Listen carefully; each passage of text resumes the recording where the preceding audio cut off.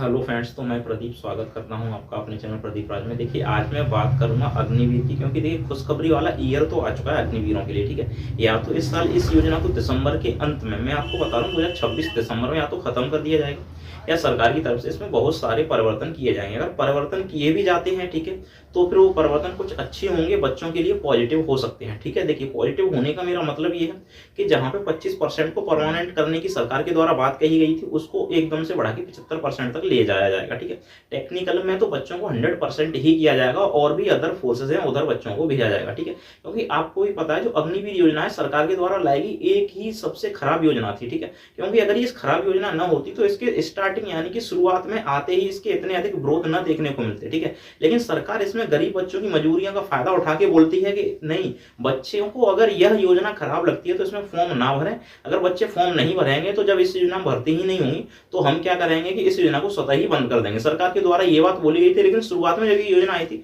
तो बच्चों ने इसमें आधे का न ताधे का डायरेक्ट इसमें फॉर्म भरने के लिए चले गए। ठीक है, जहां पे सरकार ने इसका एक एडवांटेज ले लिया कि नहीं, बच्चे इसमें इंटरेस्टेड हैं, लेकिन बच्चे उसमें इंटरेस्टेड नहीं थे। मैं आपको बता दूं, बच्चों की मजबूरियां थी, क्योंकि जिस बच्चे के पास 1 मिनट के लिए रोजगार नहीं मिल रहा है इस देश में, ठीक है, मैं आपको बता दूं, तो वहां पर अगर 4 साल के लिए रोजगार मिल जाता है और 11 से 12 लाख का पैकेज मिल जाता है तो बच्चा मजबूरी में उसको भी लेने को तैयार हो जाता है। मैं आपको बता दूं, ठीक है, तो इस तरीके से बच्चों की मजबूरियों को उठाकर, मजबूरियों का फायदा उठाकर सरकार के द्वारा इस योजना को लाया गया था, जिसमें बोला गया था कि हम भारत के प्रत्येक नागरिक को सैनिक बनाना चाहते हैं। अरे भाई, आप इजरायल नहीं कर सकते, उसकी आबादी जहां मात्र 98 लाख है, वहां पर वो अपने में इतनी अच्छी शिक्षा दे सकता है, उसके पास पैसा है। हमारे पास ना इजराइल जितना पैसा है ना, हमारी जीडीपी देश की उससे ज्यादा है, पर व्यक्ति ज्यादा नहीं है। ठीक है ना, वहां पे पर व्यक्ति हमारी जीडीपी से 11 गुना ज्यादा जीडीपी है पर व्यक्ति की। ठीक है, तो सरकार इसलिए वहां पे इतना खर्च कर सकती है, हम अपने देश में इतना खर्च नहीं कर सकते, तो सरकार को इतनी अधिक रिस्पॉन्सिबिलिटी लेने की पहले तो जरूरत नहीं थी। ठीक है, तो ऐसी खराब योजना को पहली कंडीशन में आपको बता दूं सरकार को लाना ही नहीं चाहिए था।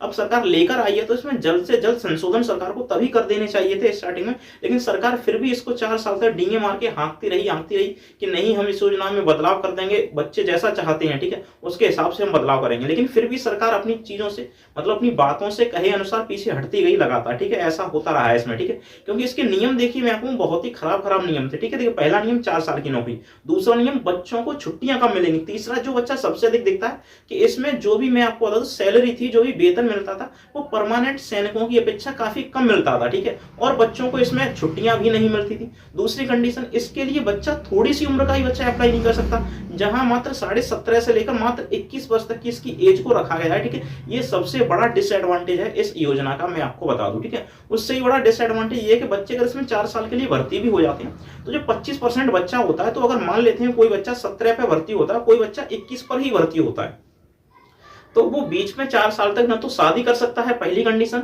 और ना ही ऐसा कोई संबंध बना सकता है। ठीक है, अगर वो शादी करता है तो उसको पूर्ण रूप से उससे बाहर किया जाएगा, और ऐसा नहीं कि उसके द्वारा जो पैसा बैंक में सरकार ने जमा कर लिया था उसको वापस करिए, उस पैसे को भी सरकार के द्वारा वापस नहीं किया जा सकता। ठीक है, तो ये इसलिए काफी खराब योजना बताई जा रही है। ठीक है, अच्छा, और भी इसके डिसएडवांटेज ये है, अगर बच्चा कहीं पर भी इसके द्वारा मिशन कोई करता है, ठीक है, भले ही मिशन में अपना जी जान लगा दे, ठीक है, बंदा शहीद हो जाए, किंतु शहीद का दर्जा मिलेगा, लेकिन आपको उसके थ्रू पेंशन नहीं मिलेगी, या फिर पैकेज कुछ उतना अच्छा नहीं मिलेगा जिसमें सरकार कुछ अच्छा, वो बच्चा कुछ अपने लिए अच्छा कर पाए। ठीक है, दूसरी कंडीशन, मेडिकल फैसिलिटी इसमें नहीं दी गई है। ठीक है, मेडिकल फैसिलिटी का होना सबसे अच्छा था, वो भी नहीं दी गई है। ठीक है, तो ये इसके डिसएडवांटेज है। मैं आपको बता दूं, सबसे खराब योजना, गवर्नमेंट को ये योजना इस तरीके से चालू करने से पहले ही बंद कर देनी चाहिए थी। मैं तो ये कहता हूं, वो कौन से महान विद्वान थे जो इस योजना को इस भारत जैसे देश में लेकर आए, जबकि उनको पहले से इसके नेगेटिव और पॉजिटिव पॉइंट की तरफ देखना चाहिए था, सोचना चाहिए था कि इस योजना का क्या नेगेटिव पॉइंट हो सकता है, क्या पॉजिटिव पॉइंट हो सकता है, क्या इसके नकारात्मक प्रभाव हो सकते हैं। ठीक है, और ये सिर्फ, मैं आपको बता दूं, सिर्फ स्टूडेंट यानी बच्चों के लिए ही नहीं देखना चाहिए था,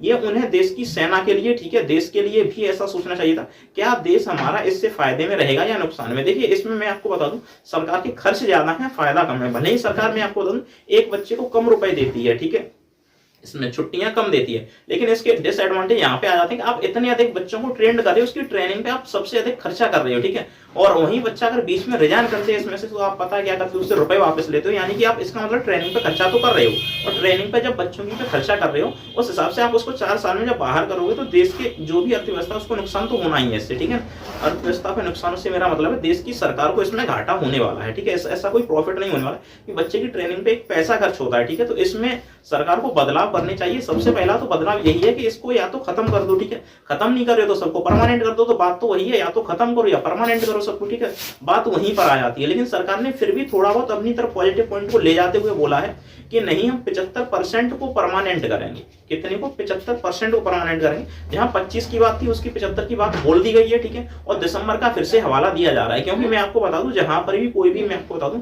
भारत का ऐसा नेता जाता है, ठीक है, जो भी आर्मी से थोड़ा भी कनेक्ट कम ज्यादा हो सकता है, ठीक है,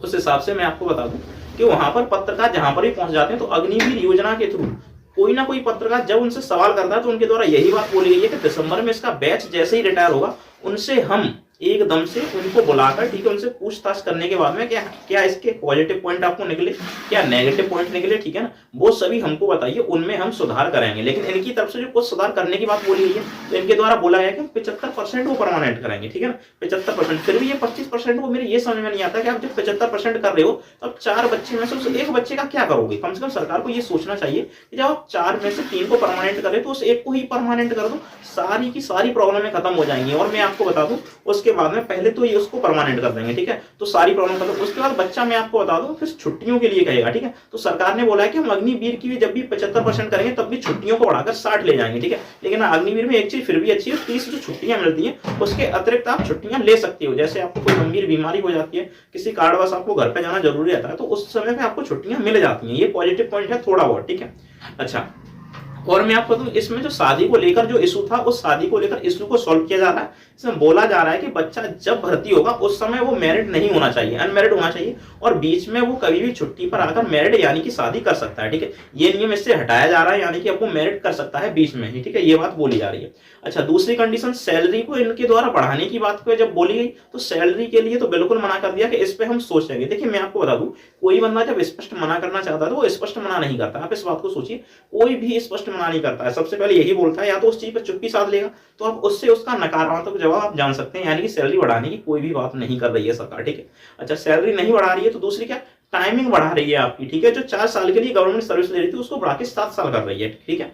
कितना करिए, 4 साल की अपेक्षा 7 साल कर रही है, ठीक है। और 7 साल करेगी तो उसमें बच्चों को थोड़ा बहुत फायदा हो सकता है। 7 साल के बाद में फिर गवर्नमेंट के द्वारा यही बोला गया कि बच्चों को रिजर्वेशन का था, ठीक है, हमने उसके लिए बात पहले से कर ली। प्रत्येक राज्य से 10% रिजर्वेशन मिलेगा, उत्तर प्रदेश में 20% रिजर्वेशन मिलेगा। कोई भी अग्निवीर का बंदा अगर किसी फोर्स यानी पुलिस में भर्ती होता है, तो और भी पुलिस जैसी भर्तियां विभाग हैं जो फोर्स लेवल में आते हैं, उसमें अगर बंदा भर्ती होता है तो उसको 20% का रिजर्वेशन मिलेगा, ठीक है। ये अच्छी बात कही गई है।